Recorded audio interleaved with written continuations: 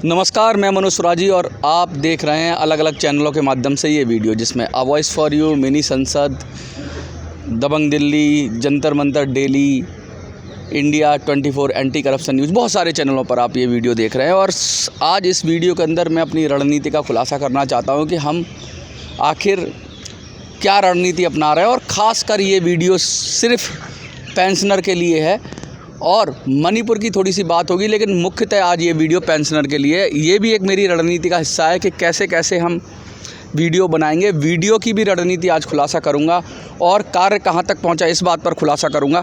इस बात को बताऊंगा। दिल्ली में जंतर मंतर पर धरना प्रदर्शन है अगस्त के महीने में, ऐसी खबर आ रही है, उस पर भी हम बात करेंगे। इसके साथ साथ सुप्रिया सुले वाले मैटर पर भी हम बात करेंगे कि वो कहां तक पहुंचा, जो हमारा प्राइवेट मेंबर बिल का जो आगाज़ था। और पेंशनर के हक़ और अधिकार पर बात करेंगे कि भाई पेंशनर का हक़ और अधिकार कैसे, उसकी लड़ाई कहाँ तक पहुँची और क्या सचमुच पेंशन बढ़ेगी, इस विषय पे भी बात करेंगे। इसके साथ साथ हम बात करेंगे बिहार की कि बिहार में पेंशन बढ़ी। तो ये सब खबरें क्या हैं, इन सब की खबरें करेंगे। और इसके साथ साथ आज मैं अपनी वीडियो की रणनीति का भी खुलासा करूंगा। आज हम कुछ संकल्प करेंगे, कुछ ऐसी बातें आपसे कोशिश करूंगा कि उसको मैं दोहराऊं और उसको मैं करूं, जिससे आपको कुछ भी चीज़ सही से समझ में आए और एक निश्चित अनुशासन के ज़रिए, अनुशासन के साथ आपको वीडियो में जानकारी मिले और वीडियो की सीरीज शुरुआत हो। आज के वीडियो में मैं बताऊंगा कि आपको क्या करना है। आज के वीडियो में मैं आपको एक खुशखबरी भी दूंगा कि वो खुशखबरी क्या है, कि हमारा जो प्लान है वो कहां तक पहुंचा और उसमें क्या क्या पड़ा हुआ है, ये भी बताएंगे। हम ये भी तय करेंगे कि हम कैसे आज के वीडियो में हम आगे आपका लड़ाई कैसे लड़ें। और हम ये भी बात करेंगे कि कैसे हमें पेंशन के मुद्दे को हल करने में इस यात्रा से मदद मिलेगी। बहुत सारी बातें हैं और इन बातों को मैं इसलिए करना चाहता हूं कि आज मुझे ऐसा लगता है कि जो गूगल का एल्गोरिदम है, जो यूट्यूब का एल्गोरिदम है, वो ये चाहता है कि हम पेंशनर्स और मणिपुर की वीडियो पूरा उसमें 100% दें। तो आगे से हमारी कोशिश क्या रहेगी, वो भी हम विषय पे बात करेंगे। तो चलिए विधिवत शुरू करते हैं।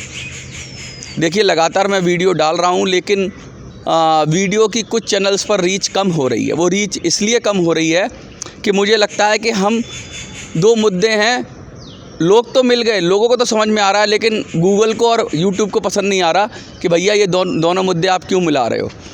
तो उनका भी सम्मान करेंगे, क्योंकि जिस चैनल पर हम लोग डाल रहे हैं, जिस मीडियम पर माध्यम में हम डाल रहे हैं, जो हमें रीच दे रहा है, जो लोगों तक पहुंचा रहा है, उसका भी मान सम्मान करते हुए, यूट्यूब का मान सम्मान करते हुए, गूगल का मान सम्मान करते हुए हमने ये कोशिश की है कि एक विषय को एक वीडियो के माध्यम से कवर करें और दूसरे विषय को दूसरे वीडियो के माध्यम से कवर करें और दोनों को इंटरलिंक करें।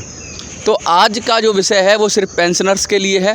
पेंशनर की बात करेंगे, एक और वीडियो बनाएंगे वो सिर्फ मणिपुर की बात करेंगे। लेकिन मैं ये ज़रूर चाहूँगा कि मणिपुर वाले पेंशनर वाले वीडियो को देखें और पेंशनर वाले मणिपुर वाले वीडियो को देखें, तभी हम अपने उद्देश्य में सफल हो पाएंगे। क्योंकि एक दूसरे को जोड़ना बहुत ज़रूरी है और एक दूसरे के बारे में जानकारी बहुत ज़रूरी है। तो चलिए इस पर हम आगे बात करते हैं। सबसे पहले हमें ये निश्चित एक बात तो क्लियर हो गई कि हम दो तरह से वीडियो बनाएंगे, एक पेंशनर के लिए और एक मणिपुर के लिए। दूसरी बात हम ये कर रहे हैं कि हम कुछ शॉर्ट वीडियो बनाएंगे। शॉर्ट वीडियो, जैसा कि आपने इलेक्शन में कैंपेन किया था तो शॉर्ट वीडियो का कैंपेन था, तो हम कुछ छोटे छोटे वीडियो बनाएंगे। उन वीडियो के माध्यम से आपको पता रहेगा कि भाई पूरा मुद्दा क्या है। तो कम 1 मिनट 1.5 मिनट के अंदर आप समझ पाएंगे कि आखिर हमारी इस यात्रा का उद्देश्य क्या है, मोदी जगाओ यात्रा का उद्देश्य क्या है। ये सब चीज़ें उसके माध्यम से क्लियर होगी। और क्योंकि शॉर्ट वीडियो की रीच बहुत ज़्यादा होती है तो हम वो भी करेंगे। इसके साथ साथ मैं ये कहना चाहता हूँ कि बहुत सारी बातें हो रही हैं पेंशनर के बारे में। कह रहे हैं कि भाई मनोज पेंशनर का काम कहाँ तक पहुँचा। तो उस विषय पे मैं बताना चाहता हूँ कि यहाँ पर ट्रेडिशनली जो धरने प्रदर्शन होते हैं, मानसून सत्र में एक धरना रखा गया है, ऐसा खबरें चल रही हैं। बड़ा संगठन है वो धरना कर रहा है। शायद 5 अगस्त का अनाउंसमेंट हो रहा है। अब ये क्या है, पक्का हुआ नहीं हुआ, क्योंकि अभी तक परमिशन की तो खबर नहीं आ रही है, लेकिन ऐसा अनाउंस हो रहा है। तो लोग कोशिश कर रहे हैं कि भाई कैसे भी पेंशनर का मुद्दा हल हो। तो बहुत सारे लोग दिल्ली आएंगे, मैं अगस्त के महीने में आपको दिल्ली में मिलूँगा, तो आप चाहे जंतर मंतर पे आएँ तो मुझसे मिलकर ज़रूर जाएँ। मैं ये चाहता हूँ और मुझसे मिलकर इस योजना को और हम आगे बढ़ाएंगे। कुछ लोगों से कहना चाहता हूँ, कुछ संगठनों से कहना चाहता हूँ, छोटे स्तर पर जो संगठन जिनके साथ 100-50 लोग जुड़े हुए हैं, पेंशनर या कोई ऐसी संस्था में एक साथ काम करते थे, उन्होंने छोटे छोटे संगठन बना रखे हैं। तो मैं उनसे कहना चाहूँगा आप सब इकट्ठे हो जाएं और इकट्ठे होकर एक मीटिंग करें, जैसा कि कुछ जगह कर भी रहे हैं लोग। और उस मीटिंग के बाद आप अपने मन से तय करें और हमें बुलाएं।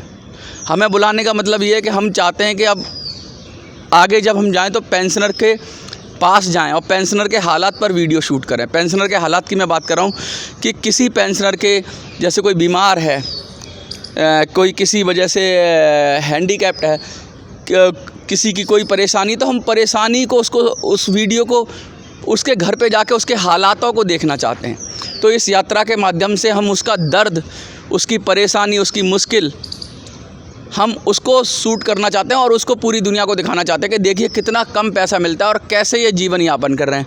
तो ऐसी कहानियाँ आपके इर्द गिर्द तो होती होंगी, ऐसा दुख दर्द भरी कहानियाँ, जैसे कोई बुजुर्ग अकेले ही रह रहे हैं, उनका कोई कमाने वाला भी उनका साथ नहीं दे रहा, पेंशन कितनी कम है, तो वो कैसे जीवन बसर कर रहे हैं। उस पीड़ा को, उस दर्द को हम लोग दिखाना चाहते हैं। तो आप अपने ज़िले में मुझे बुलाइए, अपने राज्य में मुझे बुलाइए और ऐसे पेंशनर्स को आइडेंटिफाई करिए जिनकी हालात बहुत नाजुक है और जिनको इमीडिएट रिलीफ़ की ज़रूरत है। उनकी हम पर्सनल वीडियो बनाएंगे जाके अपनी यात्रा के माध्यम से, और उसका दर्द आपको दिखाएंगे कि कितनी दिक्कत में पेंशनर। क्योंकि लोग कह देते हैं पेंशनर रोज़ पेंशनर, हज़ारों पेंशनर मर रहे हैं, लेकिन उनका दर्द कोई दिखा नहीं रहा है, सिर्फ बोल रहा है। मैं लाइव दिखाऊंगा कि उनकी ज़िंदगी कैसी है, उस पर वीडियो शूट करके, और फिर मुझे लगता है कि ज़रूर लोगों का जनमत उनकी तरफ बढ़ेगा। तो ये तो एक बात है। एक दूसरी बात ये है कि भाई सुप्रिया सुले वाला एपिसोड क्या है, क्या हुआ, वहाँ तक तुमने एक काम छेड़ा था, उसके विषय में क्या है वो भी मैं बताऊंगा। लेकिन एक दूसरी बात और कहना चाहता हूँ, झारखंड एक राज्य है, वहाँ पर हमारी यात्रा का प्रोग्राम लगभग फिक्स हो गया है। झारखंड के आदिवासी लोगों ने हमें कहा है, एक बहुत बड़े आदिवासी नेता हैं झारखंड के, उन्होंने हमें कहा है कि मनोज आप आओ और हम आपके साथ जोड़ेंगे और आदिवासियों को भी आपके साथ जोड़ेंगे झारखंड के। तो मैं उनका शुक्रिया अदा करना चाहता हूं इस चैनल के माध्यम से। मैं कहना चाहता हूं कि आपने हमें कहा, हमें ऑफ़र किया कि झारखंड आएँ और यात्रा में वो सहयोग करेंगे और यात्रा में मिलकर साथ भी चलेंगे। तो झारखंड मुझे लगता है कि बहुत ज़बरदस्त होने वाला है और हम कोशिश करेंगे झारखंड में जाएँ। महाराष्ट्र से भी कुछ जगह से कॉल आई है मेरे पास कि भाई महाराष्ट्र आइए, हरियाणा से आई है, राजस्थान से आई है मेरे पास कॉल, तो बहुत सारे राज्यों से आई है। लेकिन झारखंड से एक संगठन की कॉल है, एक बड़े नेता और उनकी कॉल है, तो वो ज़्यादा मतलब मुझे लगा कि मजबूत हमारे लिए हो गया। तो झारखंड में हम लोग कोशिश करेंगे कि झारखंड में हम लोग विजिट करें और वहाँ भी उनके भी मुद्दे ऐड करें। मैं ये चाहता हूँ इस यात्रा के माध्यम से, मंच तो बड़ा होने वाला है, तो कुछ लोग आकर अगर अपनी बात कहना चाहें तो वो उनको अभी हम वेलकम करेंगे। लेकिन मेन फोकस मणिपुर और EPS 95 ही रहेगा। बात करें सुप्रिया सुले की कि भाई सुप्रिया सुले वाले एपिसोड का क्या हुआ। मनोज, लगातार तुमने बिल बनाया, एक बिल बनाकर हमें भेजा और लोगों ने कहा, लोग फ़ोन कर रहे हैं सुप्रिया सुले को। तो कोई व्यक्ति फ़ोन उठाता है, वो पहली घंटी बजती है और घंटी बजने के बाद कॉल फॉरवर्ड हो जाती है। तो कोई व्यक्ति फ़ोन उठाता है और वो फ़ोन अक्सर लोगों को जवाब देता है, कभी कहता है कि मैसेज करिए, कभी कह देता है कुछ करिए। तो मैं भी कोशिश कर रहा हूँ, लेकिन अक्सर वो व्यक्ति फ़ोन भी नहीं उठाता। तो वो शायद नंबर सेव कर लेता है कि कौन सा नंबर है, फिर उस कॉल को वो अवॉइड करता है। जैसे लोग बार बार कॉल करते हैं, तो ये भी समस्या आ रही है। अभी तक ये कंफर्म नहीं हो पाया क्या सुप्रिया सुले ने लोकसभा में नोटिस दिया है। लोकसभा में नोटिस देने का मतलब ये होता है 1 महीने पहले नोटिस दिया जाता है कि हम ये बिल पेश कर रहे हैं। तो ये जानकारी हमें नहीं मिल पा रही है, लेकिन हम कोशिश कर रहे हैं। मैंने कल भी फ़ोन किया था, कल या परसों फ़ोन किया था मैंने उनको, तो कोशिश की लेकिन फ़ोन उठ नहीं पाया। तो अब आपका ये काम है कि आप फ़ोन करिए और उनसे ये जानकारी मांगिए, जिन ने सुप्रिया सुले को वो बिल भेजा है और उन्होंने कुछ लोगों को उन्होंने कहा है, सपोर्ट भी किया है कि हाँ वो ये काम करेंगी, तो कम से कम उनसे ये पूछ लीजिए और पूछकर मुझे व्हाट्सएप कर दीजिए। मैं भी कोशिश कर रहा हूँ कि क्या उन्होंने नोटिस दे दिया है सदन को कि वो इस बिल पेश करेंगे। अगर नोटिस दे दिया है तो इससे बड़ी खुशी की हमारे लिए तुम्हारे लिए कोई बात नहीं होगी, और यही खुशखबरी मैं सुनना चाहता हूं। तो इस बार मनोज खुशखबरी नहीं देगा, इस बार आप मुझे खुशखबरी दो, क्योंकि ये काम मैंने आपको सौंपा था कि आप सुप्रिया सुले को मनाएं बिल को सदन में रखने के लिए प्राइवेट मेंबर बिल के माध्यम से। और सरकार फिर जैसे ही अगर सदन में रख दिया तो फिर हम लोग जनमत बनाएंगे, सरकार पर दबाव बनाएंगे चारों तरफ से कि सरकार वो मिनिमम पेंशन वाला कानून है उसे लागू कर दे, जिससे हमारा आपका सबका अधिकार सुनिश्चित हो सके। इसकी जो कहते हैं इस जो कानून की बात कर रहे हैं, इस कानून के बाद है ना, जैसे कि शिक्षा का कानून है, शिक्षा का अधिकार है, वैसे ही ये कानून हो जाएगा तो मिनिमम पेंशन का अधिकार मिल जाएगा। फिर ये कोई आपके लिए बड़ी मुश्किल नहीं रहेगी कि ईपीएफओ जिस तरीके से पल्ला झाड़ लेता है कि भाई ये काम नहीं करेंगे वो काम नहीं करेंगे, तो वो हो जाएगा। मैं ये भी चाहता हूँ कि इस यात्रा के दौरान लगभग हम 2 वीडियो बनाएं। एक बनाएं EPS 95 के लिए पर डे, और एक बनाएं पेंशनर के लिए। मिनिमम 2 से ज़्यादा भी हो सकती हैं। और जो पेंशनर है उसके लिए हम चाहते हैं कि उनकी जो मानवीय पक्ष है, जो ऐसा पहलू है जिसमें दर्द का पहलू है, वो उजागर करें और वो पूरी दुनिया को दिखाएं कि देखिए पेंशन कितनी मुश्किल हालत में जी रहा है, और उसकी संख्या बल का उपयोग करते हुए उसको आगे बढ़ाएं। इसके साथ साथ मणिपुर का हम इतिहास बताएं, मणिपुर की पूरी कहानी बताएं, जिससे पूरे देश के लोगों को समझ में आए कि आखिर मणिपुर में चल क्या रहा है और क्यों मणिपुर के लोग दुखी हैं, परेशान हैं, और क्यों मणिपुर के लोग अपने आप को निगलेक्टेड फील करते हैं। ये सब चीज़ें करेंगे। इसके साथ साथ हम और भी विषय पे बात करेंगे, लेकिन मोटी बात यह है कि जैसे जैसे ये चीज़ें बढ़ रही हैं वैसे वैसे मुझे लगता है कि अब आपका मदद की भी बहुत ज़रूरत है। मैंने पहले भी कहा था कि हम लोग व्यवस्था कर रहे हैं। तो मेरा एक प्रश्न और है, कुछ लोगों ने कहा कि आप कार से चलिए, कुछ लोगों ने कहा कि मनोज आप कार से मत चलिए, आप जो बस होती है उससे चलिए, क्योंकि बस में ना फिर आपका बहुत सारा एक्सपेंसेस बचेगा। जो मिनी बस होती है, जो उसका फोर्स का बस होता है 14-15 सीटर, और उसमें ज़्यादा लोग भी आ सकते हैं, ज़्यादा लोग भी जुड़ सकते हैं।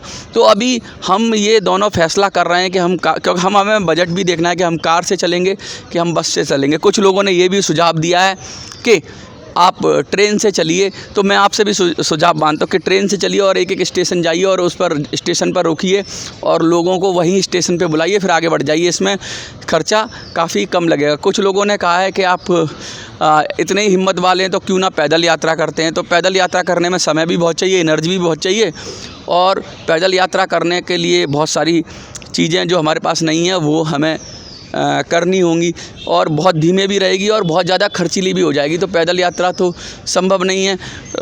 लेकिन कुछ लोगों ने कहा आप 2 व्हीलर पर भी कर सकते हैं, 2 व्हीलर पर 4-5 2 व्हीलर पर आप कर सकते हैं। तो बहुत सारे विकल्प हमारे पास आ रहे हैं। लेकिन सबसे बड़ी बात है कि सहयोग कैसे आएगा, क्योंकि यात्रा करना, मनोज सुराजी कोई सेठ नहीं है, कोई बड़ा आदमी नहीं है, कोई ताकतवर आदमी नहीं है। तो ये यात्रा तो आप लोगों के सहयोग से ही होगी। तो हमने अंत में ये तय किया है कि इसे हम क्राउड फंडिंग के ज़रिए करेंगे। क्राउड फंडिंग का मतलब वही है जो इलेक्शन में आप लोगों ने मदद की जैसे, तो इस यात्रा के लिए आप लोगों को मदद करनी है। अभी मैं ये नहीं कह रहा कि कितनी मदद करनी है, कैसे मदद करनी है। अभी मैं ये कह रहा हूँ कि आपको मदद करनी है तो आपको मन बना के रखना होगा। आप अपने हिसाब से जो भी मदद करना चाहें वो करेंगे। मैं एक अकाउंट नंबर दूंगा, अभी नहीं दूंगा, थोड़े दिन बाद दूंगा। मैं एक अकाउंट नंबर दूंगा और उस पर आप लोगों को अपनी क्षमता के अनुसार सबको करना है, क्योंकि किसी एक पर हम बाहर डाल नहीं सकते, सबको करना है। और सबका, जब तक सबका सहयोग नहीं मिलेगा, सबका आशीर्वाद नहीं मिलेगा, मुझे यात्रा में मुझे लगता है सफलता भी नहीं मिलेगी। तो ये अब जिम्मेवारी हम सबकी है। मैंने कहा ना एक आदमी की नहीं है, मेरी जिम्मेवारी नहीं है, तो ये आप सबकी जिम्मेवारी है। आपने पहले भी सहयोग किया था।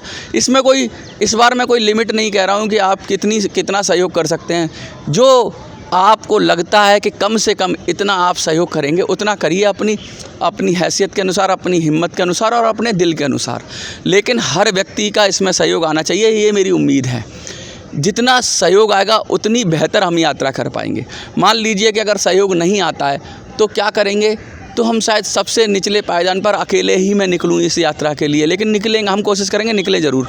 और शायद टाइम भी आगे हो जाए कि फिर मुझे खुद मेहनत करके पैसा इकट्ठा करना होगा, और जब पैसा इकट्ठा हो जाएगा तब निकलना पड़ेगा। लेकिन अगर आप लोगों ने सहयोग किया तो शायद हम ट्रेन से निकलें, अगर और ज़्यादा सहयोग किया तो शायद हम कार से निकलें, और बेहतर अगर आपने सहयोग किया तो हम शायद मिनी बस भी कर पाएँ। तो ये सब यात्रा का जो भी जितना भी अच्छा आप करना चाहते हैं, ये सब आपके सहयोग पर, आपके दान पर निर्भर करता है। इसके साथ साथ मैं ये भी चाहता हूँ कि बहुत सारे जो यात्रा को शुरू होने के प्रोग्राम हैं, तो जंतर मंतर पर एक हम धरना भी करें। इस धरने के माध्यम से मैं जिसमें पेंशनर को बुलाऊं, मणिपुर के लोगों को बुलाऊं, और यहाँ से प्रोटेस्ट कर हम इस धरने के माध्यम से निकलें। तो धरना या प्रोटेस्ट जिसमें ज्ञापन दें प्रधानमंत्री जी को और यात्रा की शुरुआत करें, तो एक इस तरीके से होगा। दूसरा मैं ये चाहता हूँ कि मणिपुर के लोग आगे बढ़कर आएँ, और मणिपुर में जब हम पहुँचे इम्फाल में, तो वहाँ का प्रोग्राम आयोजित करें। चाहे वो मणिपुर की सिविल सोसाइटीज़ हैं, मैं उनसे आग्रह करता हूँ, चाहे वो लोग हैं, कि मणिपुर का प्रोग्राम वो तय करें, और मणिपुर में कैसे हम लोगों के लिए व्यवस्था होगी वो मणिपुर के लोग तय करें। इसके साथ साथ मैं कुछ ऐसे लोगों को भी आगे बुलाना चाहता हूं जो हमें थोड़ा ज़्यादा मदद कर सकते हैं। देखिए, क्राउड फंडिंग से हमारी ऑपरेशनल ज़रूरतें पूरी हो सकती हैं। ऑपरेशन ज़रूरतों का मतलब जैसे हमें तेल डलवाना है, हमारे और खर्चे हैं, वो सब पूरे हो जाएंगे। हमारे जो टेक्नीशियन